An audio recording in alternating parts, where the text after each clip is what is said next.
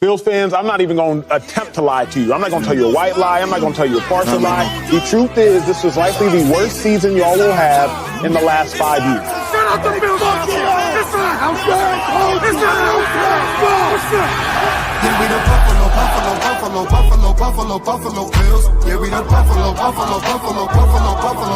Bills. You better know that. Look how we throwing and catching, cause we are unstoppable, yeah. You better know that. Look how we running and hitting, cause we are unstoppable, yeah. Reppin' the mafia, yeah.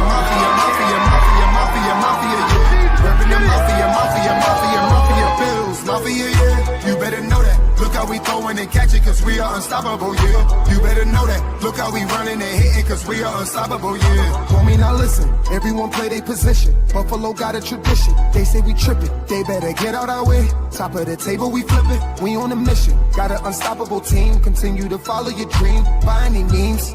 Buffalo, get in the Super Bowl ring. Cause we the Buffalo Bills. Yeah, we the Buffalo Bills. You better know that. Look how we throwing and catching, cause we are unstoppable, yeah. You better know that. Look how we running and hitting, cause we are unstoppable, yeah. Reppin' the mafia, yeah.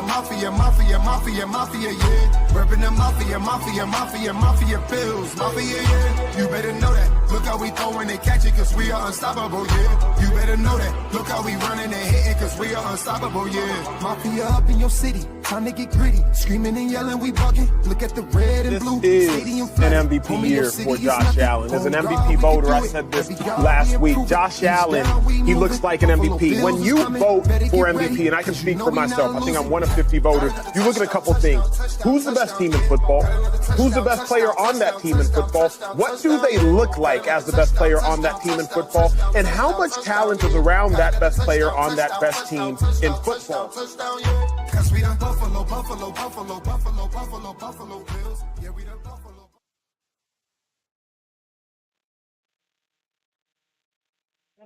Good evening. Y'all can't hear me? Y'all gotta let me know because, I don't know, this thing is acting weird today. Right. Thank you guys for coming. Welcome to another episode of Coast to Coast. If you can't hear me, if there's an issue, like you guys gotta let me know. So, anybody, can you hear me okay? I'm guessing no. There's nobody saying anything. Alright, move. Checking.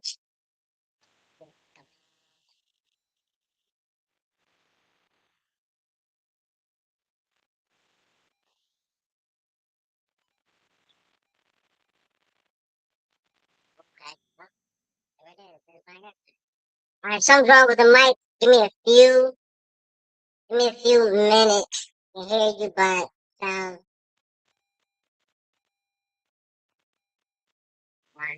Let me try to reset. Give me a couple of seconds. I'll be right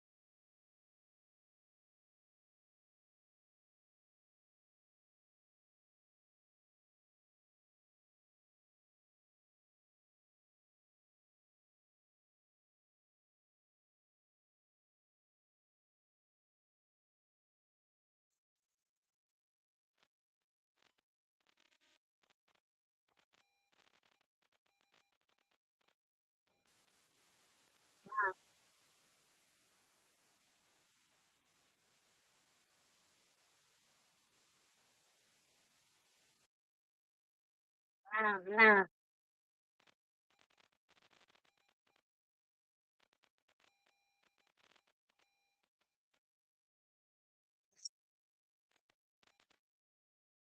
Oh,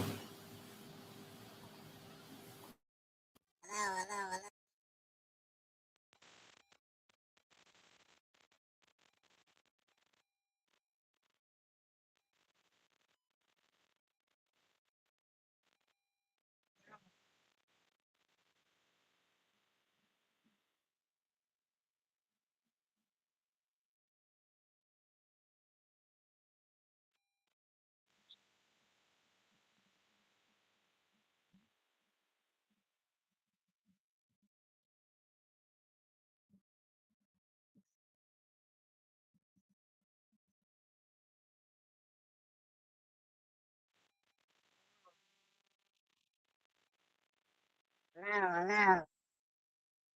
Hello. Hello.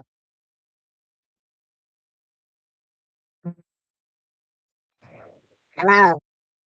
Hello. Hello.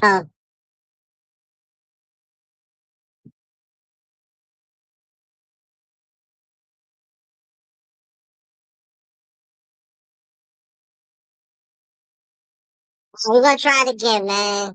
Tell me if it's still messed up, Carlos. Oh,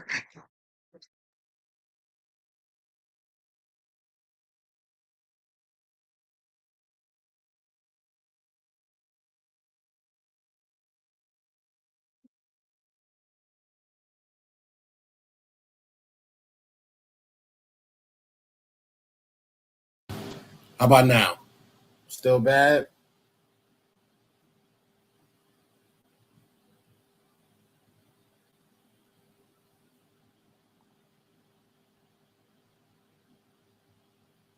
Jesus, man.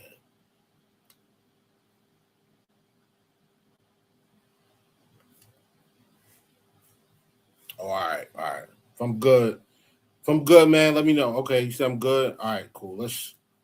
I don't know what's going on, brother.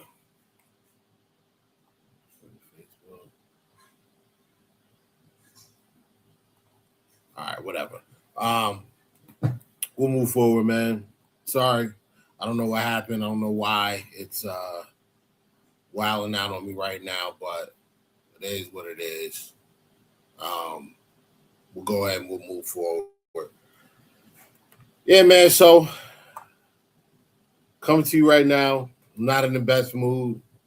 As many of you know, I'm a Celtics fan, and our general manager did something today that I have uh, I have very few words for.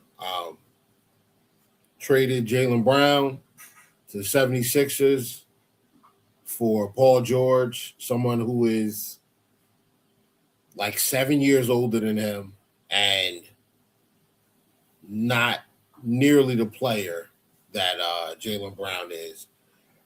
You know, I'm hoping that, we get some more clarification on this in the future, but started off great today, man. World Cup, U.S. playing. I think they're playing. U.S. are playing right now, and yeah, bro. I thought we were gonna be good, man. Made a couple of moves today, look good, and I don't know. Just the bottom fell out this afternoon.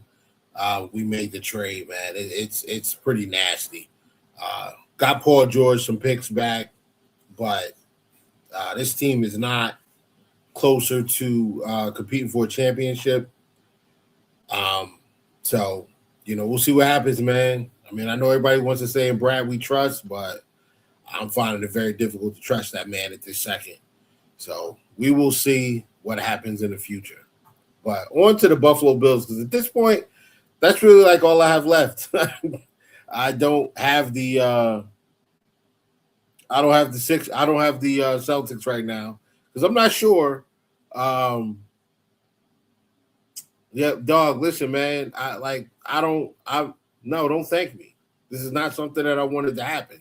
So there's no need to thank me for it. I hope he's super inefficient and ruins.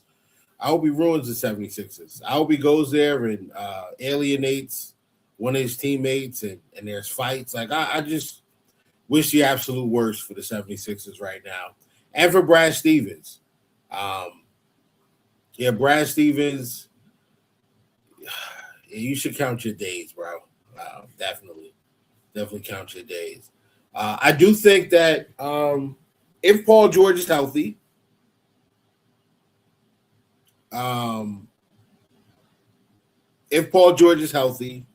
he is still a serviceable NBA player. He is nowhere near what Jaylen Brown is, but he's not a bum. So if he can stay healthy and, play 60 games or whatever, 65 games, I don't listen. I'm lost. So let's just get to the Bills, man. The title of today's episode is Omissions, Additions, and Traditions. And every year there seems to be an offseason tradition of absolutely disrespecting the Buffalo Bills roster. It happens every single offseason, guys. This year, there was a ranking put out by Bill Barnwell, I think his name is. Let me go ahead.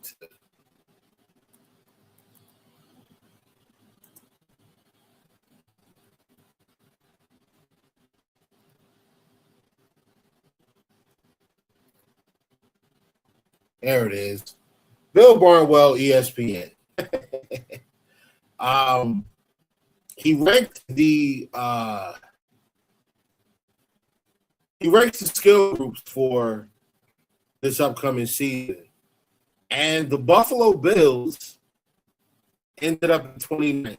As like that's just like rating the offense without the offensive line and the quarterback. So running backs, tight ends, and wide receivers.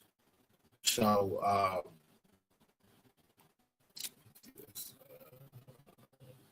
rankings.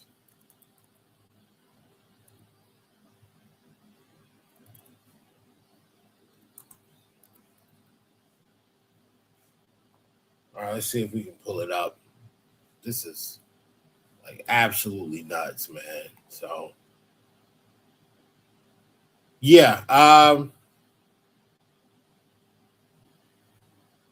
the Bills ranked 29th out of 32 NFL teams. Only teams behind us are the Miami Dolphins, who have Devon A-Chain, and that's about it. The Cleveland Browns, who they have Casey Concepcion as a rookie, Jerry Jeudy, Harold Fannin Jr., Quinshon Judkins, just to name a few guys. And the Giants. And the Giants have Malik Neighbors coming off of an ACL, and they have Cam Scatterbull coming off of like 37 concussions from last year. The tight end group is like Theo Johnson and Daniel Bellinger. Like really just, I mean, they did get Isaiah Likely, so I mean, that boosted them a little bit, but not much because they finished 31st. So, yeah, it was really, really interesting. Like, I don't know how he got here, but apparently he believes that the wide receivers the focus is on elite players and the top five contributors for a team. So wide receivers are weighted more heavily than running backs or tight ends. That would explain it. Injuries count, and this is only about what he thinks the 2026 on-field performance will be. Still dumb. Still very dumb. 32nd was the Miami Dolphins. Like I said, they have Devon A-Chain. Not much else. I mean, like Jalen Tolbert, Tutu Atwell, rookie Chris Bell. I guess that's something. Giants, like I said, was 31st. Cam Scottaboo, Malik Neighbors. Both those guys are coming off of major injuries. Darnell Mooney, Darius Slayton, and Odell Beckham are on their way back. And Odell Beckham is back. They got tight ends, Isaiah Likely, and rookie Malachi Fields. And the Browns. Quinshon Judkins. And not to, like, I don't want to, like, poo-poo the Browns. I'm not doing that. Because I actually think the Browns do have pretty good skill position. Like I like the guys they have. Quinshon Judkins, I think it's tough. Casey Concepcion and Denzel Boston, both rookies, but I think they're going to be good players. I like them both coming into this draft. Jerry Jeudy does have some drop issues, but whatever. Like he's still one of the better route runners in the NFL. Harold Fannin Jr. had a big season last year, big rookie year. Obviously not a groundbreaking rookie year like, Brock Bowers and like that, but he really had a very, very good year and not a lot of stability at the quarterback position. So kudos to those guys. This is where you lose me, though, because you have the Bills ranked 29th, and ahead of them, Carolina Panthers. Carolina Panthers, they have Ted McMillan, Jalen Coker, and a rookie. They have Chuba Hubbard, and Rico Dowdle is gone. That would be a carryover from last year. How in the world they're ahead of the Bills when their tight end room did absolutely nothing? I will pull their tight end stats up because I have it. So yeah, we have the Carolina Panthers with a total of 638 receiving yards from their tight ends, 5 touchdowns, and 78 receptions. That's it. You beat that with the Bills just without even including Spencer Hawes. So the Buffalo Bills finished top 3 in yards per for the tight end group in the NFL last year. They were top 5 in touchdowns, top 5 in like EPA per play. Like the tight end group was really, really good. And then the running backs is James Cook. Led the NFL in rushing last year, did have some fumbles, but the fumbles didn't seem to hurt Baltimore, who they ranked like top 10, I think. I think Baltimore is 11th. Let me see. Where's the Ravens? Actually, I can skip right to them. Let me get to them. So we'll go right to Baltimore. And Baltimore's ranked 16th. So not 11th, but 13 spots higher than the Buffalo Bills. You tell me what they have at wide receiver. Zay Flowers and what else? Bateman? I just ask you, with the addition of DJ Moore, I would think DJ Moore is probably going to outperform Zay Flowers this upcoming season. From a yard standpoint, maybe not receptions. I think it'll be close, but maybe not from the receptions. But touchdowns, yards, I think DJ Moore will outpace Zay Flowers. And then, like, is Bateman touching Shakir at all? No. So I thought that was a little odd. Derrick Henry, a little older, had a bunch of fumbles that cost them games, but it just didn't seem to matter. They ranked them really, really, really high compared to the Bills. Let's go with let's talk about the other teams that they have in front of us. Just the immediate group. So I gave you the Carolina Panthers, the Washington Commanders, who have Terry McLaurin, and Treylon Burks. They got Chico Okonkwo from the Titans, but who is that? Like, what?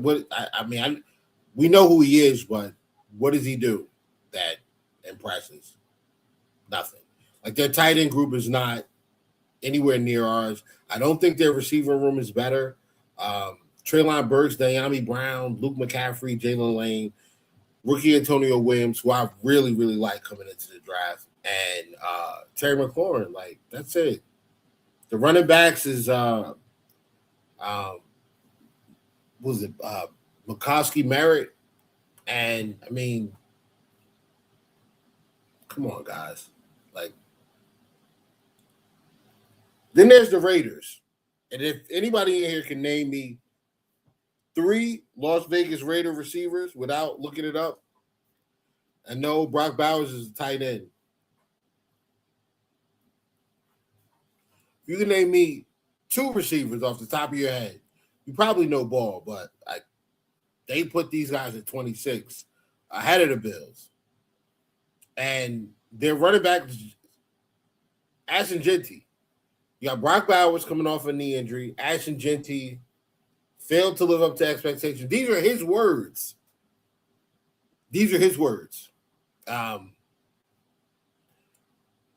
Jalen Naylor, Jack Besh, Dante Thornton, and Trey Tucker. Those are the notable. Those are the receivers. They're ranked ahead. Tennessee Titans. Calvin Ridley, rookie Carnell Tate. They do have Alec Ayamanor, the kid from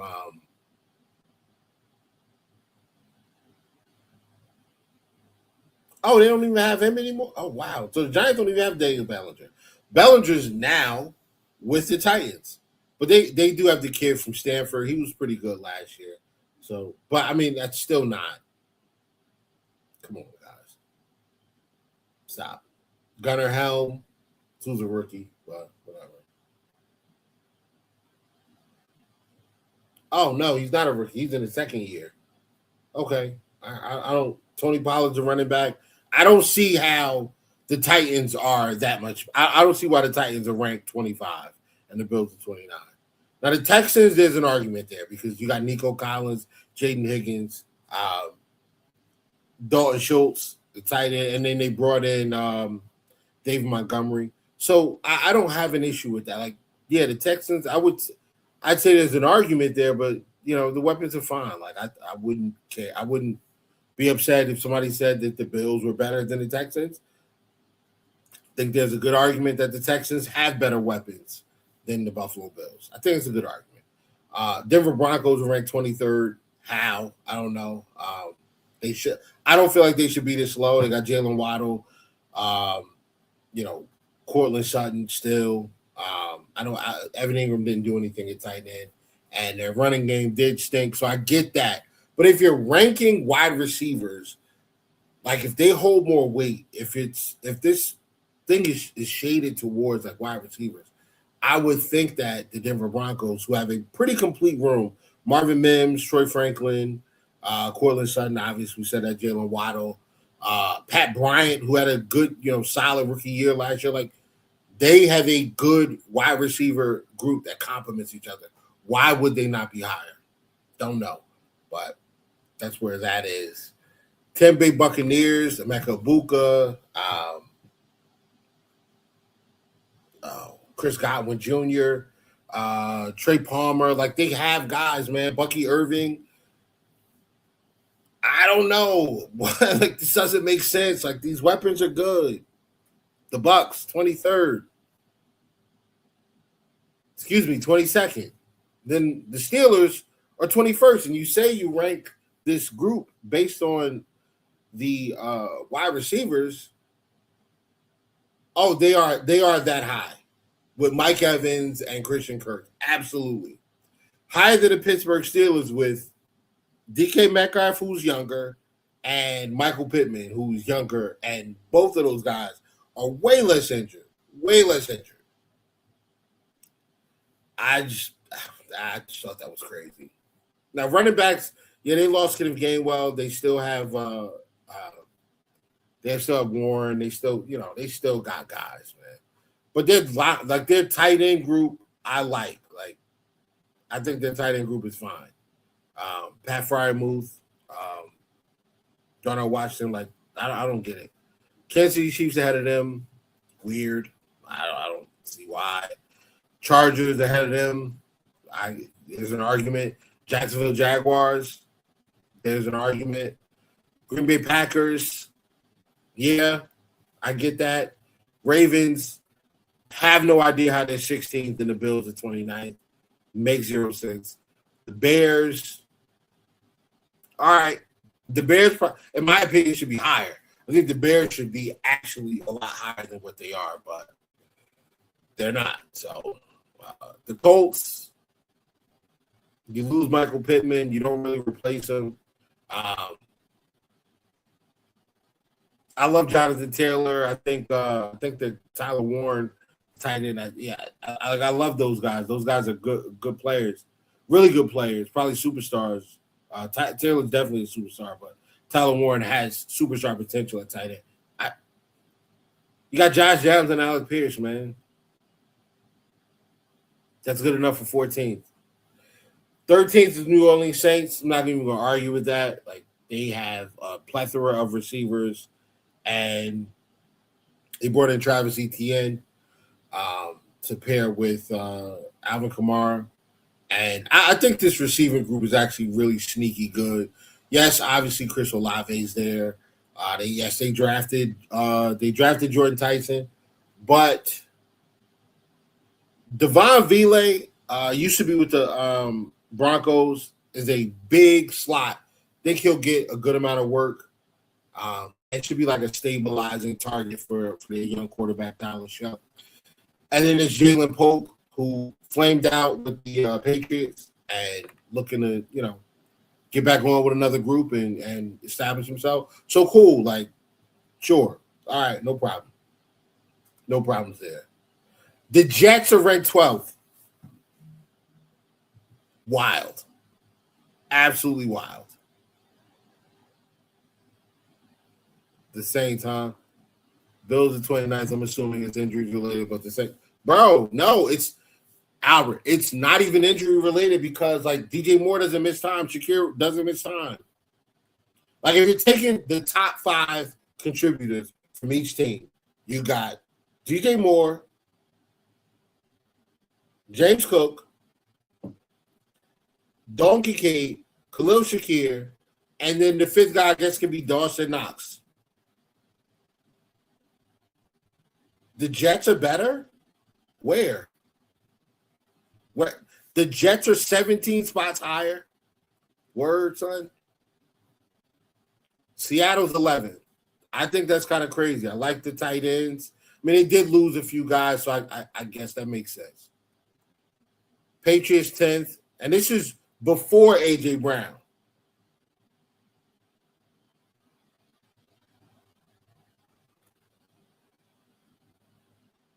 Oh, wait, no. Never mind. No, never mind. Sorry. This is with A.J. Brown. They added Romeo Doubs, which is good. Matt Collins, Demario Douglas, Keyshawn Butte, Kyle Williams, and then the running backs, Travion Henderson and Fumble Boy, Ramondre Stevenson. Like, I get that. Philadelphia Eagles 9th, sure. Vikings 8th, absolutely. Cowboys 7th, sure. Arizona Cardinals ahead of all of these guys. Arizona's ahead of the Cowboys with CeeDee Lamb and George Pickens, and ahead of the Minnesota Vikings with Jordan Addison and Jadis. Like, what are we doing, guys? Come on, man. This is crazy. I just think it's a situation where it's like, you know what? It's a slow week. We don't know if at the time, I'm sure he didn't know that, Brandon Beane was going to, not Brandon Beane, Brad Stevens was going to absolutely nuke the Celtics. the following week. So he just came up with this and said, let me ruffle some feathers. And it worked because mine's got ruffled. San Francisco's top 5. No. Hold on. Nobody, and I mean nobody, can tell me about Michael Wilson because I was locked in on Michael Wilson at Stanford, not at the Senior Bowl when he was cooking. No, before that.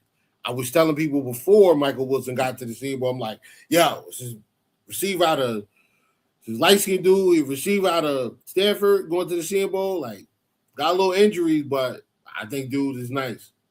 And he lived up to it. I don't get the 49ers thing. McCaffrey, Kittle, like they're big names, but these guys are old and they're beat up. And I don't know that they stay healthy all year, but whatever. 4th, Atlanta Falcons. This makes a lot of sense. Bijan, Drake London, Kyle Pitts.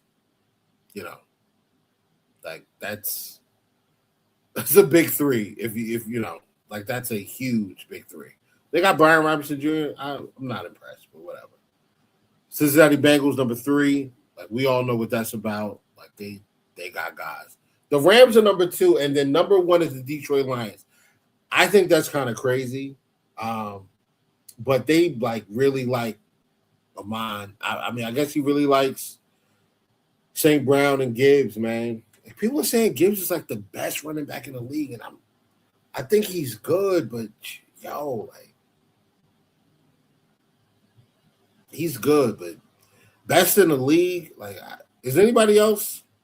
Like, are y'all buying that? I don't know. But that I just feel like that's disrespectful, and it leads me to my next point. We'll get off of this list. When the season gets here, you know, I think teams are reporting to training camp. I think some of the young guys are reporting, the rookies or whatever, are reporting a little early. You know, I don't have to guess. I can just look it up. When do the Bills report to training camp?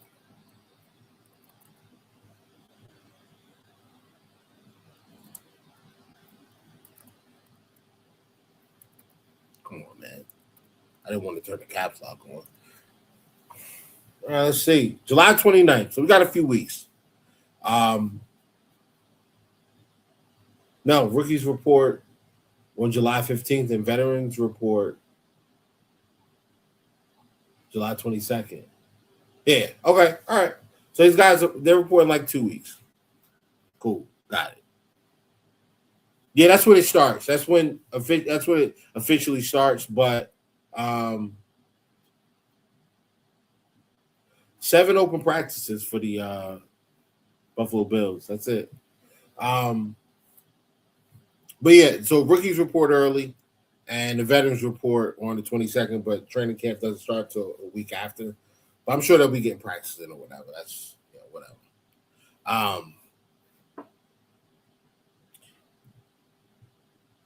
When the season starts and Josh Allen is putting up big numbers, because I personally think Josh is going to throw for over 4,100 yards. I think he's probably going to scratch I think he's going to be around 42, maybe a little more than 42, maybe a little less, 4,200 passing yards. I think he'll throw for 30-plus touchdowns. I think he'll run for probably another 10. I think he'll have 40 total touchdowns again. I think that'll be like year 7 in a row, whatever. And yeah, like when these things start happening, right? And the Bills are winning games, and we get towards the end of the year, and people are talking about their short list for the MVP, which is not this. I'm not saying that I'm prioritizing this. I am not. I did put a little money on it, on the futures for this, but I'm not prioritizing MVP. Super Bowl, listen, after what happened today, I need the Bills to win. Like, this is dire, okay? My sports teams are they're in a bit of a kerfuffle right now. and I am not happy with what happened today with my Celtics. But with Josh Allen, I imagine I think he's going to put up some pretty good numbers. Yeah, Nautica, like we're hurting right now. I might down like 8 White Claws tonight. You know what I'm saying? Just I might spike a few, like just get it all out. You know what I'm saying? I don't want to. I can't believe it either. I can't believe it. I was shocked. I was absolutely shocked and gutted by it. Like just like, so we just giving them away now. Okay, all right. But I think Josh will put up big numbers. I think he'll have plus 4,000 passing yards, plus 4,000, plus 40 touchdowns. I do think the interceptions will stay low. I don't know if he's going to get back to single digits, like 6 or whatever. But nobody asked you, Dre. I don't care whether you're happy about this or not. I do think the interceptions will stay low. I think turnovers will be around 12, combined. And when that happens, yeah, Brad better keep his head on the swivel. That's for sure.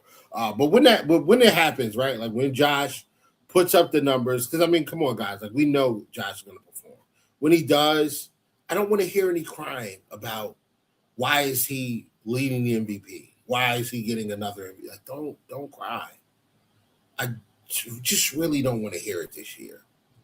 Because we have the 29th ranked group of weapons. So I don't want to hear teams or fan bases from other teams saying,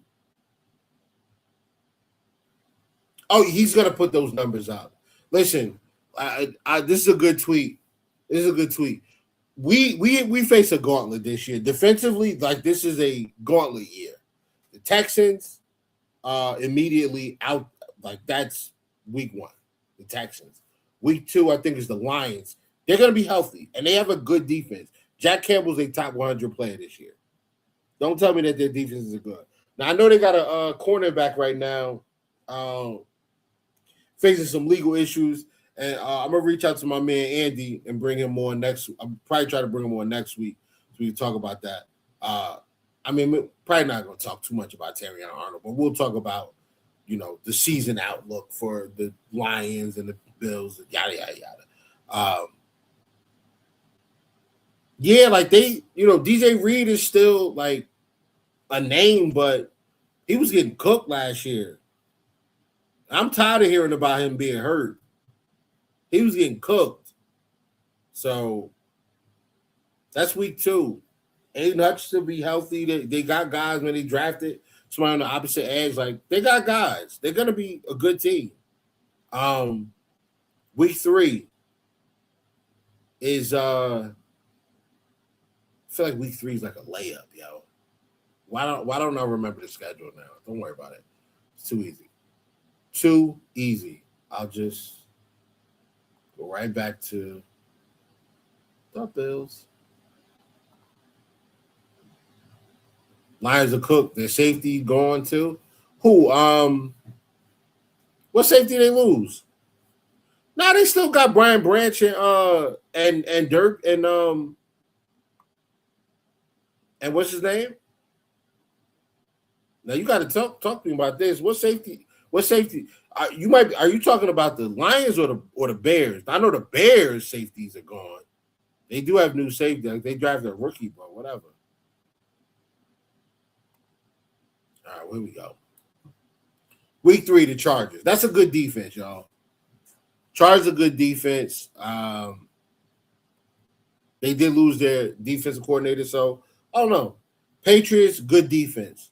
Rams, good defense. Raiders, they stay. Like we know that. Then you got the Ravens, Jesse Minter, head coach. They should be a good defense again. Minnesota Vikings. They're very good defense. Brian Flores. I'm gonna skip right over the Jets. The Dolphins, though, I'm not gonna skip over the Dolphins. I think the Dolphins do have talent on the defensive side of the football. I do. I really do. Kirby Joseph is dealing with wow. I did not hear about that. I'm definitely going to talk to my bro about that, man, next week. Well, if he can come on. I don't know if he can come on. And if you watching, bro, let me know. The Chiefs, yeah, I mean they're probably still a good defense too. Like I expect them to be good.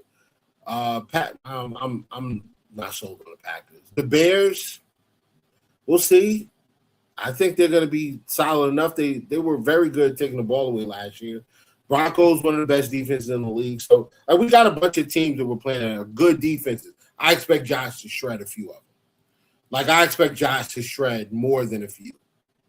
Sleeping on the Raiders defense. How am I sleeping on the Raiders defense? What am I missing?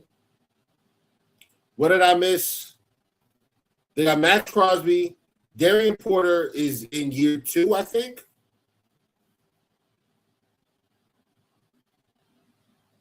What I missed? Who else? They don't have Jacorian Bennett anymore. He went to the Eagles. They got Palomalu's nephew or something at safety. What else? What are they doing at linebacker? What did I miss? I'm going to pull up their R lines. So just because you brought this up now, we're going to bring this up. We're going to talk about this a little bit, not too much.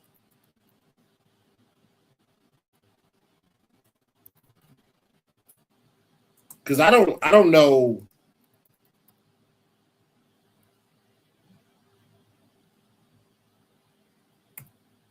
Bro, listen. Bro, you talking about Traydon Stoops? Man, come on, bro. I thought you was. So I thought you was like, what we doing here, bro? Really? Quiddy Pay? All right, man. Quay Walker, I like Quay Walker. N'Kobe Dean, undersized. I'm not sure about that. Jeremy Chin. Word. Eric Stokes. Word. Taron Johnson. Word. We had Taron. I know Taron Johnson. I'm not saying he's washed, but Taron Johnson cannot cover. He can't cover good slot receivers anymore. That's over with. That's over with. There are no more plays on the ball. Only tackles. He's good at that. I'm sure he'll be motivated to play against us, but I'm not.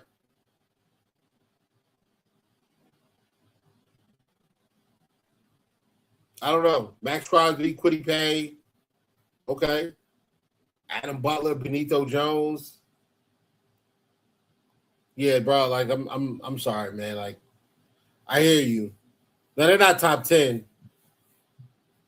Yeah, he is cooked. He's cooked. He is. I mean, if they're not okay, they're not trash. What are they? Looks like mid to me. It does. And plus we played it like we've played it like the Bills have not given up much to Max Crosby when we played him. Like Max Crosby didn't do nothing. We played the Raiders already. We played them with Max Crosby before the injuries, and he didn't do anything. Got boxed up. I'm not worried about that. I'm 100% not worried about Quay Walker or N'Kobe Dean. Like, they got to cover. They're going to have to cover that game. Has Crosby ever has even sacked Josh? I don't know. He might have a sack on Josh. Might. But, like, that's why, like, adding Trey Hendrickson to the Ravens. Okay, Trey Hendrickson doesn't do anything against us. Good move for everybody else, but not against us. And Max Crosby hasn't done anything either. So, I mean, whatever. Texans week 1, that's a tough matchup, I think. Even like Myles Garrett really hasn't done much against us, but I do like the Rams, like the Rams defense as a whole group, pretty good. Corners, safeties, Defensive line, very good group. And they're going to put pressure on you because they're going to score points. That should be a fun game, but I think we're going to shred a few teams. And listen, the Buffalo Bills always have, since Josh has been over the last couple of years, I would say the last like 4 or 5 years, the Bills have always been a top 5 offense. You look it up. I think Detroit's the only team that scored more points over the last 5 years than the Bills. That's it. That is it. So if you're telling me the 29th ranked group of skill position players is going to be a top 4 of a top 5 off, you're telling me that the offensive line and the quarterback are the best. Like, you're telling me that those guys are elite. So just going to end it off here, man. Like, don't cry about this when it happens. Okay? Just don't cry about it. Because it's going to happen. What else? Oh, new uniforms are coming. It's supposed to be like a new alternate. I've seen something I've seen a uniform set that was told to me that it would be the alternate uniform. It's blue. Like, I hate it. I don't like it at all. I think it looks cheesy and stupid. I'd rather go with the red helmets and just call it a day. Let me see if I can. I will try to find the picture really, really quickly.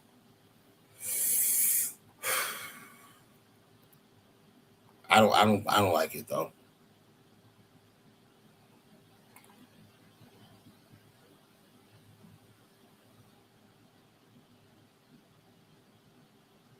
And listen, y'all gonna stop trolling me about this stupid. Y'all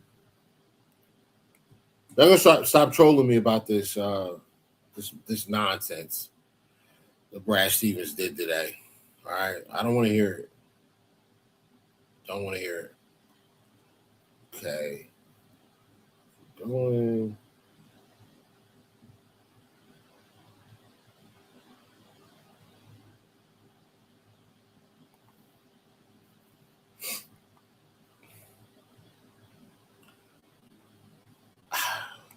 I don't want to show it. Like, is there like a full? Okay. It's a lie you don't like today. Oh, yeah, it's funny. I like Mitch Robinson. I like that. I like getting Mitch. I do like that. I like the fact that we're going to be able to play that double big lineup. And listen, if Paul George is good, I swear, bro, if Paul George is actually good this year, like he has like one last hurrah before he's completely cooked, you guys better not say anything, man. I swear. Don't do it. All right, let's put this up here.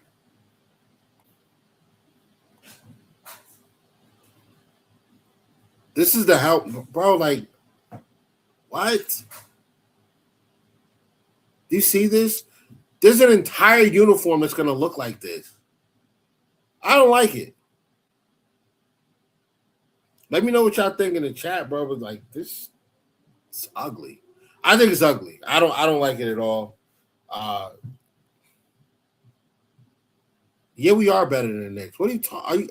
Are you serious right now, bro? We are better than the Knicks right now. You don't have two bigs. You don't. Yeah, it is trash. It's trash, 100%. Yeah, we are better than we're better than the Knicks. We are. 7-game series. Jason Tatum. We're better. We will beat you guys. Better bench for sure. The young guys on the bench, and like I said, man. Yes, give us the red helmets and call it a day. That's it. Listen, we're better than the Knicks. The Celtics are better than the Knicks. This is why. And I'm telling you right now, if Hugo Gonzalez and Baylor Shireman were two of the reasons why the Giannis trade did not go through. I know I'm jumping around a little bit, but let me get this out. Those two guys better be good. Like, Hugo better be like Manu Ginobili. You know what I'm saying? And I may be dating myself a little bit by throwing that name out there, but like he better be that good. everybody better than Brunson. So, whatever, man. Let's see what Brunson do without the double big lineup. Okay, let's see what happens then. Let's see what happens when Cat has to play foul-free basketball for 82 games plus the playoffs. Let's see what he can do. You have no bigs, dog. You're about to get Kevon Looney, who's, oh my God, now we don't need Mitch. Oh my God. Yo, let's get back to, listen. These are the Knicks fans. We don't need Mitch now. We don't need Mitch. Yeah. Bye-bye, Brown. Yep. Bye-bye. God, I hate this, man. Jesus, this sucks. Anyway, back to, just give me a minute, guys. This is tough. Yo, like not having Jason Tatum and Jaylen Brown, I have not experienced that kind of basketball. And listen. I know Knicks fans want to take their victory lap because Jaylen Brown is out of there, but Jaylen Brown ran the show last year, second seed in the East, better than the Knicks. Tatum's a better player. Tatum is better than Tatum's a better basketball player than Jaylen Brown, and we're gonna see it on display. We are going to see it on display. That was such a stupid trade, though. My God, like sign and trade and get Anthony Simons and some picks back from the Bulls. Like that would have been like way better. Even if you didn't get like you could have got another player, pick swap, something. I mean, you could like Brown. You'll never have him. You'll never have him with the Knicks. And on top of that, he's with the team that, well, y'all did sweep them, but now y'all gonna have some trouble with them. I mean, we all are. The Sixers got a lot better today. They did, at least in the short term. I'd rather have Trey Murphy. Yo, maybe there's a way that Brad takes some of these picks and Paul George or Derek White and gets Trey Murphy. I don't know. If he does, like if he's able to do that, yo, if that was the other one, Zach LaVine, yo, come on. I would have did that.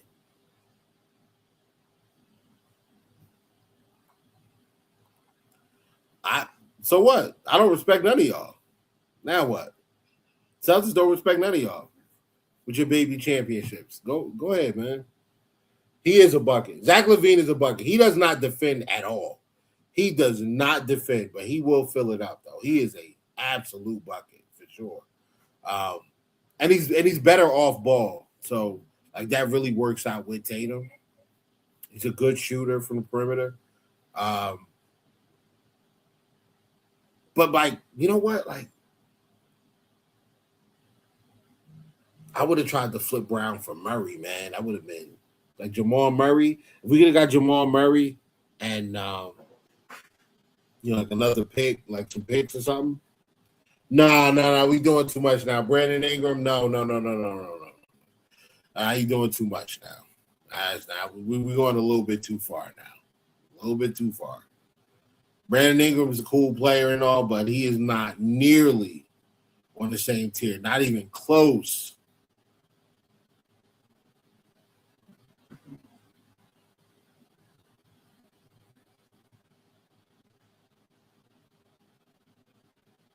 Whatever. We'll move forward. I'm not going to do this back and forth with the Knicks fans. You guys are high off a championship that you won't see again for another 50 years. That's fine. Is he better than PG? He wasn't in the playoffs. No, he wasn't. Paul George was better than Brandon Ingram in the playoffs. Yes, the Toronto Raptors did play in the playoffs. They lost in the first round.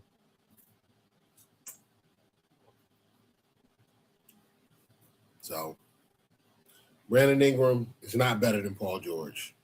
Not right now. Paul George healthy is a good player. It's the healthy part, though. That's the thing. It's just the healthy part. All right, anyway. The last part of this before we get out of here is the omissions. And I am talking about the new stadium. We saw pictures and, a bunch of season ticket holders we know went and got little, they were outside. They were able to, see the stadium in person. And I don't know if any of them got tours yet, but there was a release from the Buffalo Bills saying that in the new stadium, Buffalo Bills legend, running back O.J. Simpson will not have his name placed in the stadium and honored. And personally, my opinion on this, and I'm not alone on this, there are a good portion of Bills fans that look at this and say, I don't think that's right. First of all, having O.J. Simpson's name in the stadium and recognized as a Buffalo Bills legend, I think it's fair because it's based on what he did as a football player for the Buffalo Bills. He had 2,000 yards, I think, in 14 games, which is crazy. Crazy. And there were no, you can't go low, you can't hit somebody this way, you can't. No, it was just it's football, dog. Lace him up and get it popping. And when he was playing running back, the equipment wasn't even as advanced or good as it is now. So that is an achievement. 14 games, 2,000 yards.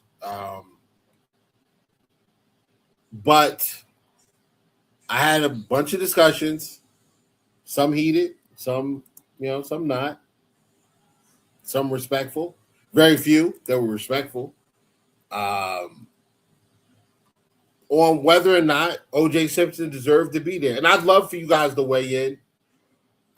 Let me know how you guys feel about it. Me personally, I think that when I look at O.J. Simpson as a total person, he was an amazing football player.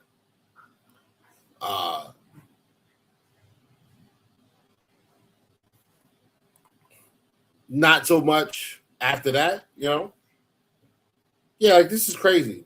14 games, 2,003 yards, 12 touchdowns. 143 yards a game. 3 seasons in his career where he averaged over 100 yards per game. That is amazing. 18-17 on the ground in 1975. 16 touchdowns. He also had 7 receiving touchdowns that year as well. So 23 touchdowns over 2,000 scrimmage yards. That's great. But I look at O.J. Simpson from the standpoint of, as a player, he was a great player. I think that his name deserves to be displayed as one of the greats because I think it's difficult. I think it's impossible to tell a fair story about the Buffalo Bills as a franchise and not have O.J. Simpson in there. But I do understand completely if the franchise says, we're going to still keep his name, but we're not going to talk about dude because everything after, he was a TV star, and then once the 90s got here, he got caught up in a murder case that he was charged with a double homicide, went to court, obviously was found not guilty. That was a very, very polarizing case nationally. I remember how split the country was along racial lines when it came to that And that was like not too long after like I know the Rodney King beating was was around that time as well. So like all of the cops that beat the hell out of Rodney King on video got not guilty. And like the black community across the country was pissed. And let's be honest, we're gonna have the difficult conversation. White people across this country mostly were quiet. Just after that, Rodney King, nobody said nothing. It was not everybody. Like there were some outspoken. If you talk to them about, I'm sure they would. Oh, I think that's wrong. But I didn't see a bunch of them in the street protesting. Oh. So when OJ was was charged with the double homicide, killing his ex-wife Nicole Simpson and her alleged boyfriend, what was his name? Ronnie Goldman, I think it was Ronnie Goldman. It was it was like a racially charged case, and obviously you had some of the greatest, some great, lawyer moments from Johnny Cochran and the Kardashian. I think the Kardashian dad was one of his lawyers, and that's where the term "if the glove don't fit, you must have quit" comes from. Now, personally, in my opinion, I think either OJ did it or this is just my opinion. I think he either did it or knows what happened or knew what happened. He did it or he had something to do with it. And he was found not guilty. I'm going to respect the decision of the jury. I don't have to like it. The the criminal justice system is definitely not correct, not perfect. We see it all the time. Every year, somebody is exonerated for a crime that they allegedly committed 20, 15, 10, 25 years ago, whatever. New evidence comes up, DNA, this and that, and people are getting out, they're suing, and they're getting paid, and and rightly so, because they lost their freedom for a number of years. So yes, the criminal justice system, the court system, the criminal court system does not get everything correct. 100% correct. That is the fact. They don't get everything correct. But in this country, you honor the decision of the verdict, the jury. That was the jury's decision. It is what it is. So under the premise of, I think that under the premise of a not guilty verdict, I do think that OJ's name should remain or should be displayed in the stadium, but he doesn't have to be featured. He doesn't have to be promoted or talked about because of the past, right? And then after OJ was acquitted of that crime, by the jury, some years later, he got in trouble again. Went with some of his homeboys, and they went to take some of his memorabilia back. So he got like clipped for like robbery and kidnapping and all this other stuff, and he ended up serving time behind that. So if that's the reason that you say, well, yeah, he was not guilty for that, but he got that robbery charge after that, then Ray Lewis shouldn't be displayed anywhere for what he took a plea for. There's some allegations about, there's some things out there about Brett Favre, Darryl Talley. I know Eric Moles is not in the ring But there's some things out there about him that are not good. And I met Daryl Talley. He was cool. Like, he was very chill. He looked like he didn't care where to be there, but like he wasn't rude or nothing like that. Took a picture, chatted for a little bit. Nice guy from what I remember. Jim Kelly. There's some stories about Jim Kelly in Buffalo and some of the parties and et cetera, et cetera. So what are we doing? Like, if we're going to take OJ down because of the criminal past, then you have to remove every criminal. You need to remove every criminal. Because if you don't, the way it looks is like, I'm going to punish him because the court didn't. The court didn't do what I think they should have done. So I'm going to take it upon myself to seek justice. And this is what I'm going to do. I don't think that's right. And I'm probably, I don't care whether, if you don't want to follow me or listen to me anymore after I say this, that's your business. I'm not going to sit here and sugarcoat it. If Nicole and Ron weren't white and OJ wasn't black, it wouldn't have been the backlash that it was. Let's be honest. Because black people kill black people every day. White people kill white people every day. Let's keep it a buck. If it wasn't a white woman getting slashed up and a brutal scene the way it was, it wouldn't be the same vitriol as it was. I don't believe that. That's my opinion. This is a good point, Nordica. OJ was charged in the 90s. It was like 94, I think it was, or something, 92. Somewhere around like 90. It was 90, so it was early 90s. So OJ was charged then, way back in the day, all the trial for it, all that.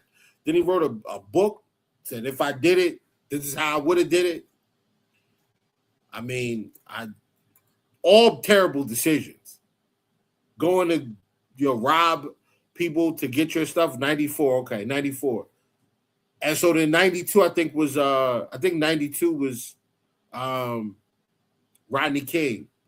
So it's like all that stuff kind of happened like right around the same time. LA riots, very, very intense racially charged time in this country. I just don't believe that if this would have been O.J. Simpson, allegedly killed his black wife. And he was charged, it was not guilty. It would have been like, I don't love this, but, it was not guilty. That's still the juice. The reality is, man, there is a level of criminality attached to black skin in this country, more so than anyone else. Black and brown skin. That's the reality.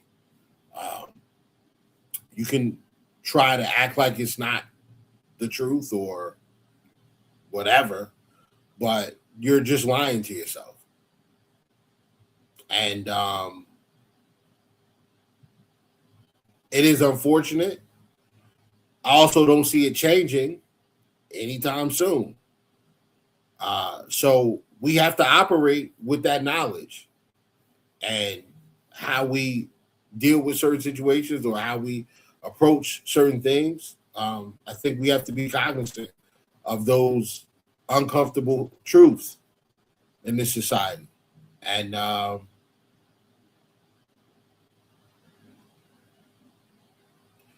think if the Bills wanted to take a stand, the 90s was the time to do it, especially during the drought. Like during the drought, listen, the teams get coming off of a bunch of Super Bowl losses, and we want to take this stand and go in a different direction. Okay, cool. But, you waited until we got to a new building, and I just don't think that it's consistent to do it now and not do it in other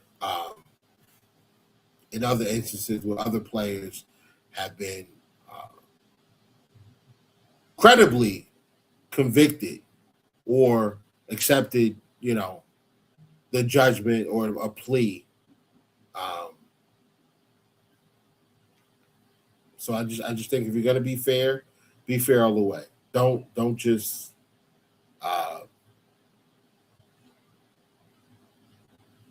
don't pick and choose when you want to apply the standard. The standard is the standard. That's something that I think Coach Mike Tomlin used to say a lot.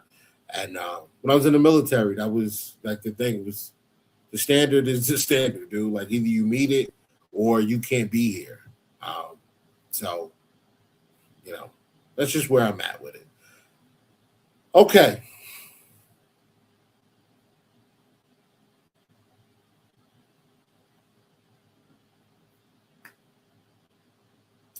With that being said, the new stadium looks good. I mean, the new stadium looks good. I am excited about the season. I hate to end on a shower note, but sometimes we have to take time and reflect on things. And maybe you don't. Maybe you're listening or you're watching and you don't believe that this matters as that much. But for me it does. Like I try to be fair, especially as a parent, try to be fair and hold my kids to a standard that I would hold myself to. I don't ask my kids to do anything that I wouldn't do. And same thing with my friends. Like I got the same friends from 14, 15, 16. The same standard. Like there's certain things that we don't do, certain things we just don't do. And if one of my homeboys is doing it, it's the responsibility of the rest of the guys in the friend group to pull them to the side and be like, hey, dog, listen, man, you wilding right now. Like, we don't do this. So, if that was the standard, if there was a standard to be set, it should have been set 94, 95, 96, 97, 98. But it wasn't. 2026, here we are 30 years later. And, we want to take a stance because it's comfortable. Or because we want to make people, we want to, satisfy some, placate to some people's feelings. I get that. But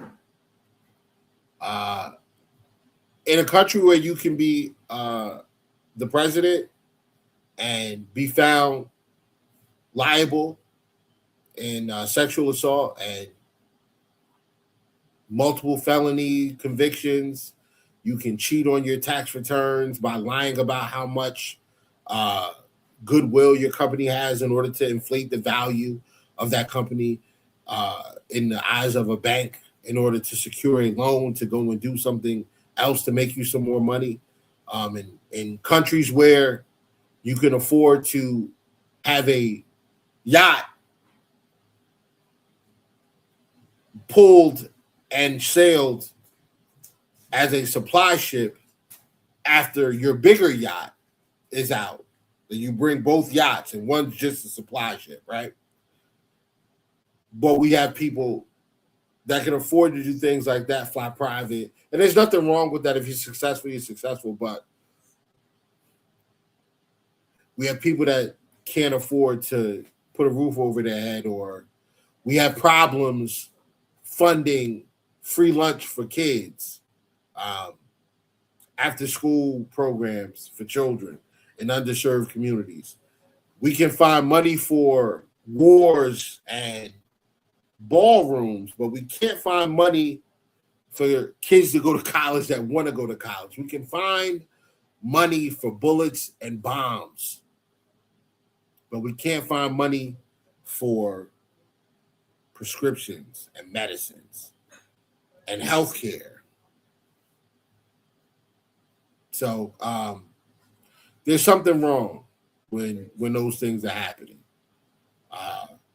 So it's on us as a country, the people who live here, to change it. And football brings us together, and we're family because of it. Bills fans, even opposing teams fans, a lot of us get along.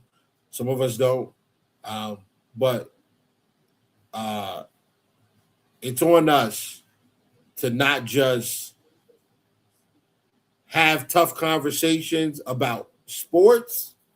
We also got to have tough conversations about life in general. So with that being said, man, I appreciate everybody who stuck around and stayed to the end. We will not, I can't speak for every podcast, but this podcast, we will not shy away from the tough conversations. It's not going to happen. Because we need to have those conversations if we actually want to see change. But with that being said, man, we're gonna get out of here, man. Thank you all for coming and giving me your time, your ear, and hearing me out as I try to navigate through this tough week for a Celtics fan. Until next week, man. Next week we'll be talking Bills offseason again. I will have a guest. I'm not sure who it is yet. I will try to put that information out, and we'll go from there. Go Bills. Appreciate y'all. Love y'all, man. Peace.